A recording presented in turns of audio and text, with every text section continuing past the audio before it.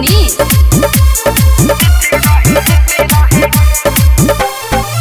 अलग प्यार के बायोलक सखी माजा हम रही नीचे से ऊपर से राजा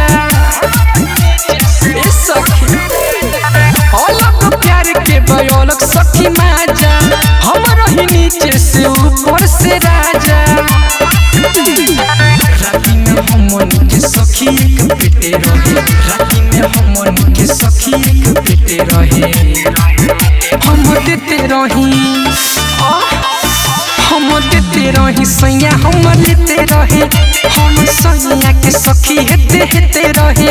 हम देते रही सैया हम लेते रहे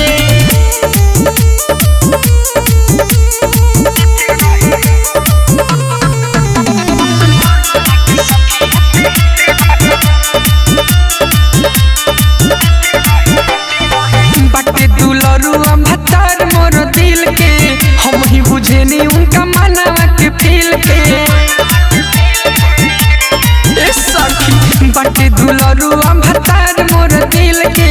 हम ही बुझेनी उनका मनवा के फील के एक ही को चीज दोनों मन के चाहते रहे एक ही को चीज दोनों मन के चाहते रहे हम देते रही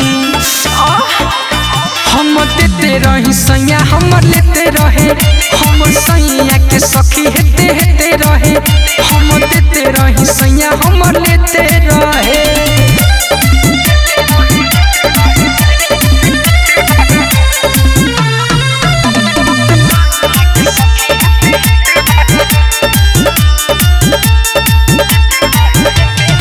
खूबले माजा जबले चढ़ल बा जवानी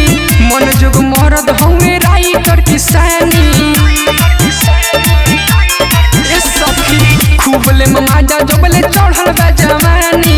मन जोग मरद हउए राइटर किसानी राहुल बबुआ से सखी पहले भेटे रहे राहुल बबुआ से सखी पहले भेटे रहे हम देते रही हम देते रही सैया हम लेते रहे हम सैया के सखी हेते रहे हम देते रही सैया हम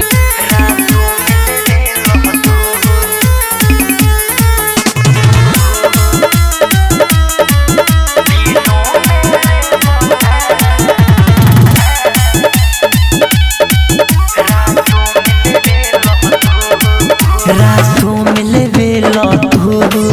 दिनों में ले बता रातों में लेवे लतू दिनों में ले बता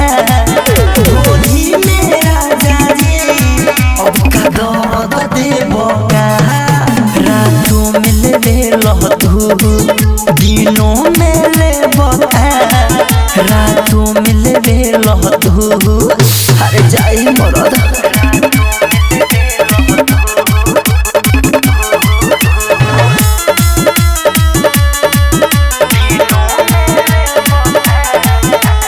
जगले रह गईनी हो जगले रह तू याद तोरा नइखे परत खुसले रह तू हम जगले रह गईनी हो जगले रह तू याद तोरा नइखे परत खुसले रह तू तरफा पेट न भरी तीनों में ले बता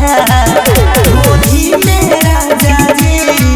अब का दर्द दे बका रातों में लेवे लतू दिनों में ले बता रातों में लेवे लतू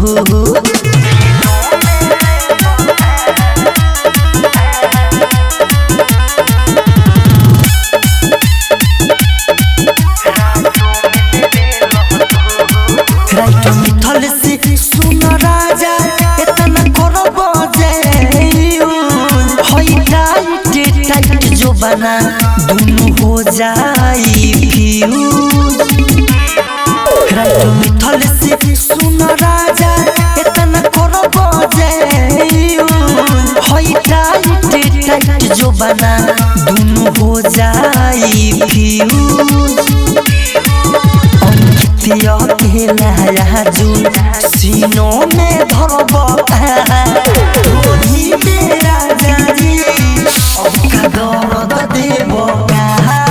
रातों में लेबे तू दिनों में लेब रातों में